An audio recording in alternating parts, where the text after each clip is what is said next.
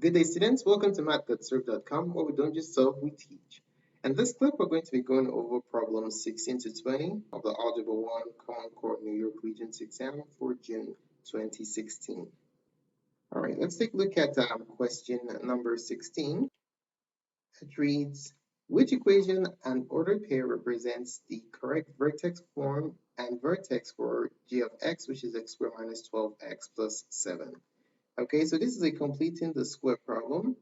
So we have j of x equals x squared minus 12x plus 7. Okay, so we're going to put this in vertex form by completing the square.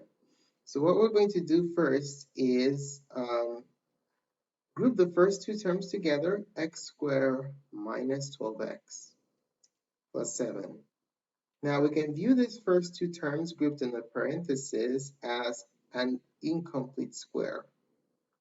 Our next task is to complete the square. Okay, so we're going to write this g of x as x squared minus 12x plus a term that makes this a perfect square trinomial. Okay, but we have a 7 plus 7 out here, so this is where it gets a little bit confusing.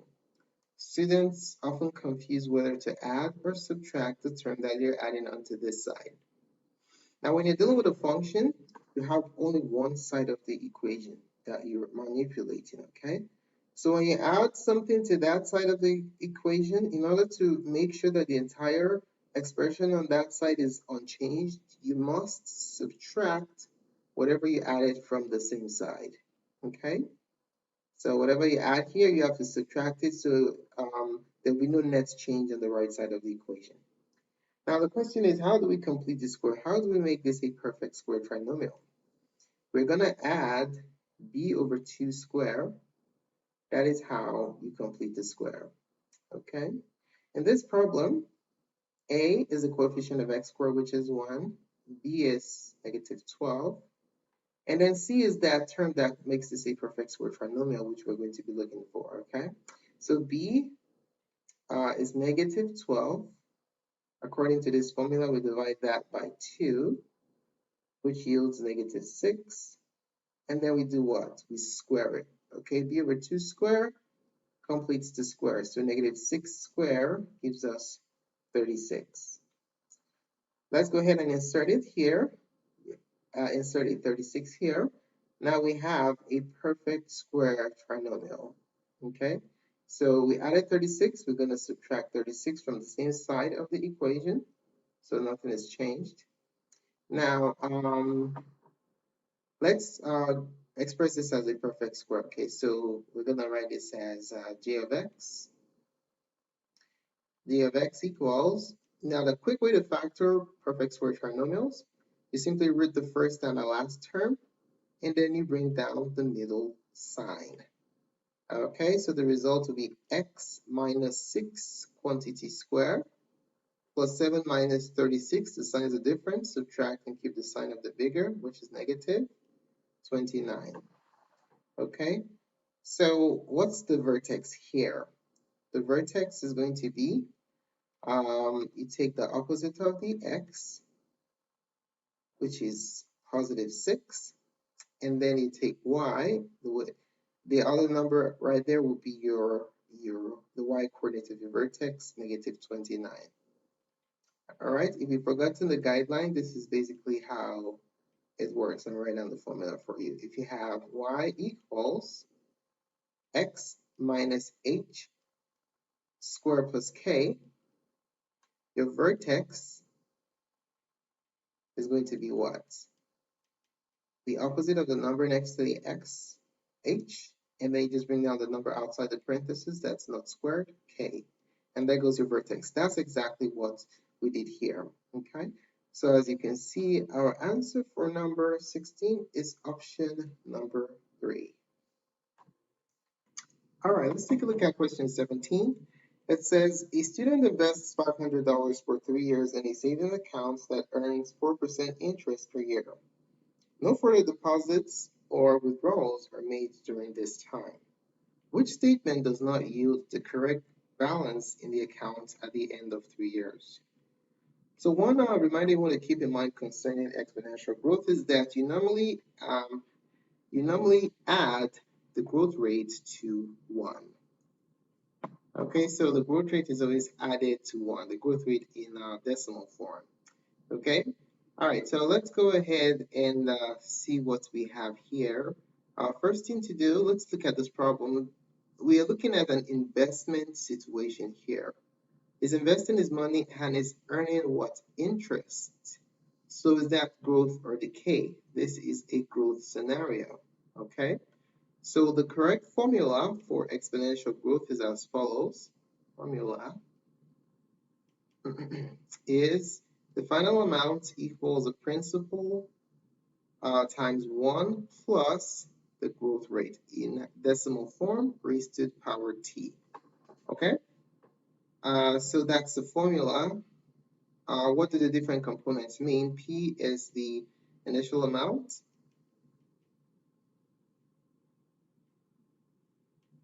R, now this is where you want to be careful. This is the growth rate in decimal form. Okay, growth rate in decimal form.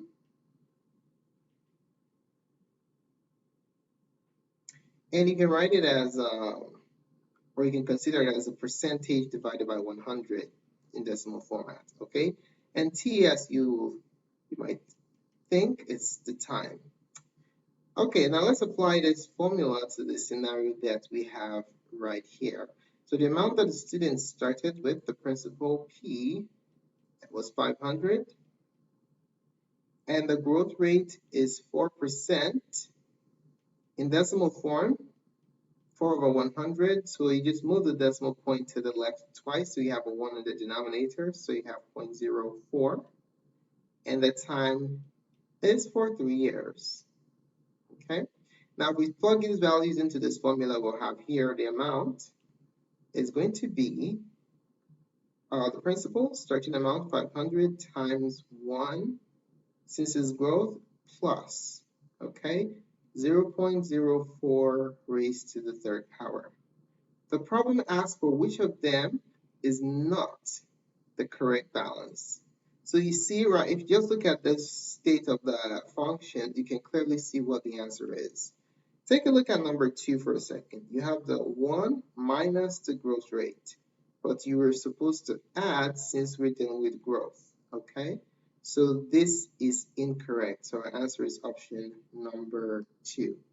Okay, if you simplify this further, you end up with A equals 500 times 1.04 raised to the third power. This is consistent with option 1. If you expand this portion, you get number 3. And then if you carry on further expanding 1 plus 4 to the third power and distribute 500, you end up with option 4. Okay, but just by inspecting this equation and comparing it to what we have, we can clearly see that the answer is option number 2. Another way you can check is to plug everything into the calculator and see which one gives you wrong answer. So that's takes you a while, but if you really want to ensure that this is the correct answer, you would just look for the one that's different when you plug everything into the calculator. Okay, let's take a look at question number 18. It says the line represented by the equation 4y plus 2x is equal to 33.6 shares a solution point with the line represented by this table right here.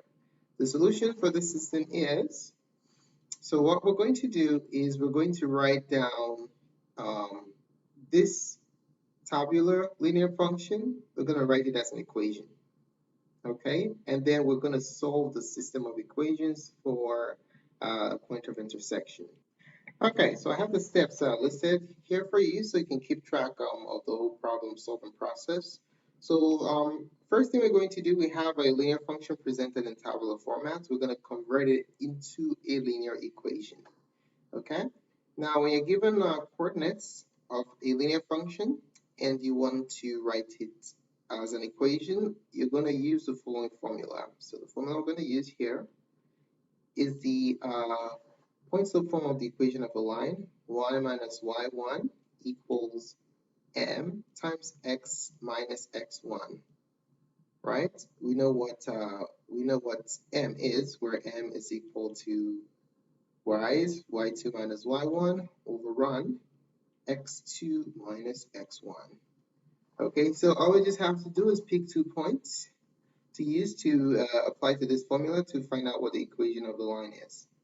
Okay, so I'm going to use the first and second points. So that will be my x1, y1, x2, y2. So let's go ahead and write that down. X1, y1 will be the first coordinate, -5, 3.2. And the second pair of coordinates, x2, y2, will be -2, 3.8, okay? All right, so let's start by finding the slope, m. M is y2 minus y1, 3.8, minus y1, 3.2, over x2 minus x1, a -2 minus -5. So we're going to have 3.8 minus 3.2 is 0.6. -2 minus minus, that becomes -2 plus 5. Then we have 0.6 over 3. And then if you can plug this into your calculator, or write this as 6 over 30, which is 1/5, and it changes into 0.2. Okay, so that's the slope of the line that goes through these points that are provided here. So we have the slope. Now we also have x1 and y1. We're going to put everything into this equation. So let me rewrite it. Y minus y1 equals m times x minus x1. Okay, let's carry out our substitution. So we're going to have y minus y1, which is 3.2, equals m, 0.2 times x minus x1. x1 is -5, so like that. Minus minus, be careful with the sign. So y minus 3.2 equals 0.2 times x minus times minus is plus 5. We can now distribute 0.2 to these two terms in the parentheses, x and 5. That yields y minus 3.2 equals 0.2x. 0.2 times 5 is 1, okay? And then we want to get y by itself, so you add 3.2 to both sides. And you have your final equation of the line that represents the table in equation format as 0.2x plus 4.2. Okay, all right, we're done with part 1 of our steps, which is representing that tabular function as an equation in symbolic format. Now we are going to set up a system of equations. Okay, that's what we said to do in step 2. Set up a system using the given function and what we just found. So the given function is 4x plus 2y equals 33.6. And the equation we just found is y equals 0.2x plus 4.2. Okay, so let's call this equation 1. And then this one equation 2. Okay, we're going to solve this by substitution because we have the second equation solved explicitly for one variable. All right, so what I'm going to do is I'm going to substitute 0.2x plus 4.2 for y in, since this came from equation 1, I'm going to plug that into equation, I'm sorry, this came from equation 2, so I'll plug that into equation 1. Let's go ahead and solve it. We'll have 4 times, we have 4, actually, I made a switch here. This is 4y, it's not written in standard form, just weird. So it's 4y plus 2x equals 33.6. So I'm plugging this into y. Okay. So we're going to have 4 times y. Instead of writing y, we'll represent it with this expression, 0.2x plus 4.2 plus 2x. Okay, that equals 33.6. Now we're going to distribute 4 to every single term in this parenthesis, these two terms. 4 times 0.2 is 0.8x. 4 times 4.2 is 16.2 plus 2x equals 33.6. Okay, so the goal here is just to get x isolated. So we combine like terms. 0.8 plus 2 is 2.8x plus, so let's be 16.8 plus 16.8 equals 33.6. Okay, now we gotta get x isolated. So we'll move the 16.8 to the right first. So by subtracting it from both sides, that's the opposite of addition. And then we have 2.8x equals 33.6 minus 16.8, leaves you with 16.8. And then you divide both sides by 2.8 to get x isolated. Divide by 2.8. And you end up with x equals 16 divided by 2.8. 16.8 divided by 2.8. Okay, so you can calculate that with your calculator. Divided by 2.8. And your answer is 6. So x equals 6. Now you can go ahead and solve for y, or you can look at your options to see if there is a unique option where x is just 6. And yes, there is. Option number 4 is your answer for question number 18. All right, let's take a look at question 19. It says, what is the solution of the equation 2 times the quantity x plus 2 squared minus 4 equals 28? Okay, so we have this equation 2 times x plus 2 squared minus 4 equals 28. This is a quadratic equation. If you want to solve quadratic, you will always want to write it in standard form, okay? So we want to write it, convert to ax squared plus bx plus c equals 0 format, okay? So this is the standard form. When you have it in this form, you can use whichever method that you like. Factoring is normally the quickest. If that's not possible, then you can use the quadratic formula as your next option. Okay, so in order to convert this into this format, we have to square this quantity, move 28 to the left, and arrange our terms in descending order of degrees. Okay, so let's go ahead and do it. So we have 2 times x plus 2 times x plus 2 minus 4 equals 28. Now, if you expand this, we have 2 times, you just FOIL it out since you're multiplying 2 binomials, first, outer, inner, and then last. Okay, x times x is x squared, x times 2 is 2x, x times 2 is 2x plus 4 minus 4 equals 28. Okay, distribute, let's combine these two like terms in the center here. So we have 2 times quantity x squared plus 4x plus 4 minus 4 equals 28. Now let's distribute 2 to all terms. We have 2x squared plus 8x plus 8 minus 4 equals 28. Now let's combine the last 2 terms. On the left side of the equation, 8 minus 4. So we're going to have 2x squared plus 8x. 8 minus 4 is c positive 4. Almost there. Last step, just set it equal to 0. So we subtract 28 from both sides of the equation.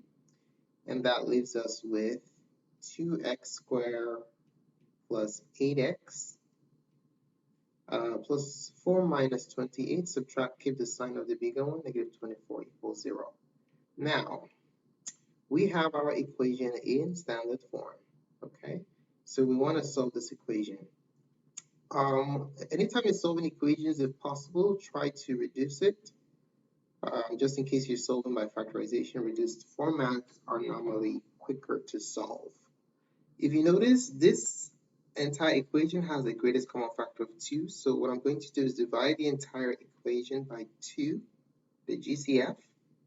That yields x squared plus 4x minus 12 equals 0. Okay, so let's try factoring this, solving this by factorization. Now, if you look at the options we have here, they are all rational numbers. Okay, so what does that tell us? It tells us that this equation is not prime. It is factorable. Okay, but if you have imaginary numbers or radicals and as the alternatives, then you want to use the quadratic formula, since that indicates that the equation is unfactorable or prime. Okay, AC goes on top, B goes on the bottom. AC is negative 12, B is 4. So we'll play the X game. What two numbers multiply to give you the top and add to give you the bottom? Okay, we can use 2, 6. 2 times 6 is 12. How do you add them to get positive 4? You make the smaller one negative. So the factored form of this equation is x minus 2 times x plus 6 equals 0. Using the zero product property, you set each factor equal to 0. And then you solve. Okay, so you add 2, you get x equals 6. Oh, sorry, x equals positive 2. And then over here, you subtract 6. And then you end up with x equals negative 6. So these are the solutions of the equation. Answer is option number 3. All right, let's go ahead and take a look at question number 20. It reads, the dot plot shown below represents the number of pets owned by students in a class. Okay, question, what statement about the data is not true? So we just have to use the data set to see which statement here is false. All right, okay, so first one has to do with the median. It says that the median is 3.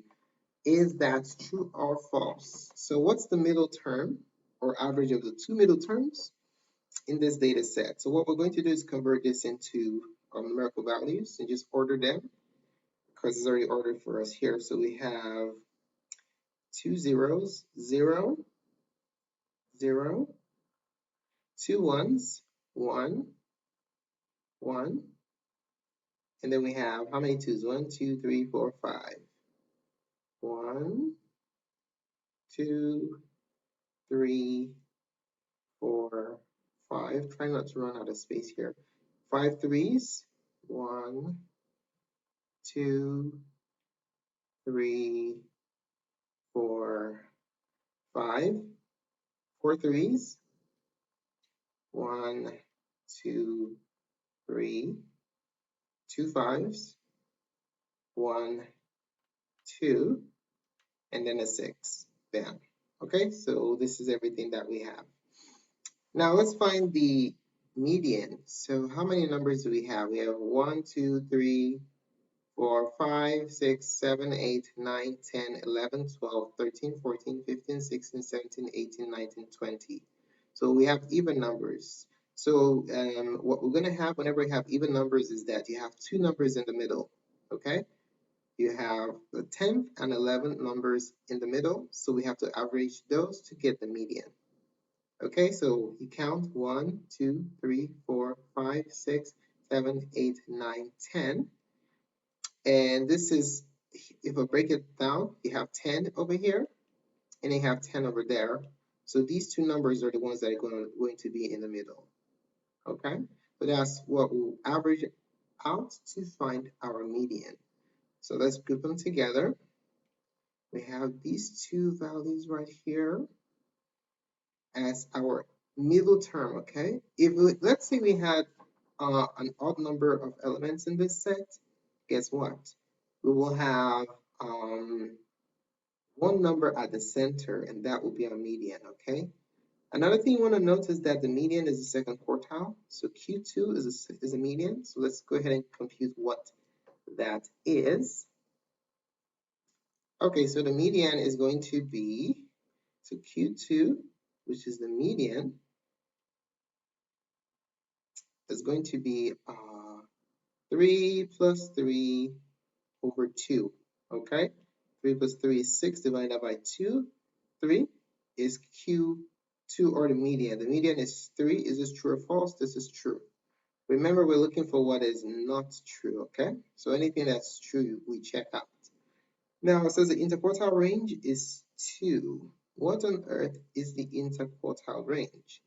The interquartile range, IQR, can be computed by determining the difference between the third quartile and the first quartile, okay?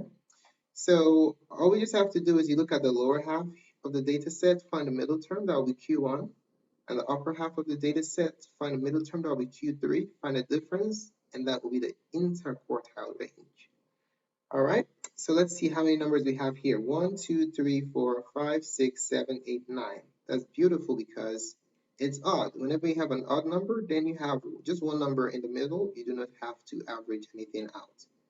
Okay, so if you have 9 numbers, what's the middle number? You have 4 on the bottom, 1, 2, 3, 4. 4 on the top, 1, 2, 3, 4. So the middle number is going to be 2. That, ladies and gentlemen, is your first quartile, Q1. Okay? Do the same thing for the upper half of your data set. 1, 2, 3, 4, 5, 6, 7, 8, 9. So the middle term, 1, 2, 3, 4. 1, 2, 3, 4. The middle term is going to be 4. See? It's going to be 4. 1, 2, 3, 4. This is your upper quartile, or Q3. Okay? So Q1 is, okay, Q2 is 3, Q1 is 2, and Q3 is 4. So our interquartile range, Q3 minus Q1, is 4 minus 2, which is 2. Is that what's stated here? Yes. So option 2 is correct. So we keep on going. All right, so the mean is 3. So for the mean, all you do is you just add up all these numbers, and then you put it in your calculator, and then you divide by the number of numbers. We know we have 20 numbers. If you add all those numbers together in your calculator, you'd have 55. Well, let's write out the mean notation here. So the mean is x bar is equal to sum of numbers divided by number of the numbers. Okay, so the sum of numbers, just do your calculator, you get 55. The number of numbers that we have here is 20 in all. If you do that in your calculator again, you end up with 2.75. It says the mean is 3. That is incorrect. Your answer is option number 3. Okay. Thanks so much for taking the time to watch this presentation. I really appreciate it. If you found the contents of this tutorial beneficial to you, give us a thumbs up. Your positive feedback is very important to us. If you have any questions or comments, just ask it in the comment section below, and we'll be glad to respond at our earliest convenience. Don't forget to subscribe for our remainders to this review series. More clips can be found on mathgotserved.com. Thanks again for watching, and have a wonderful day.